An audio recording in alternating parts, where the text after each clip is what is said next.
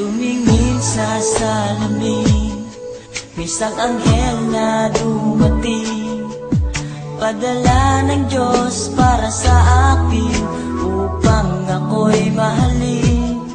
At kung ikaw ay masaya, sige tumawa ka, ilakas mo pa, isigaw mo pa, mahal mo kong talaga. Minahal naman kita, bakit ako iniwan mo?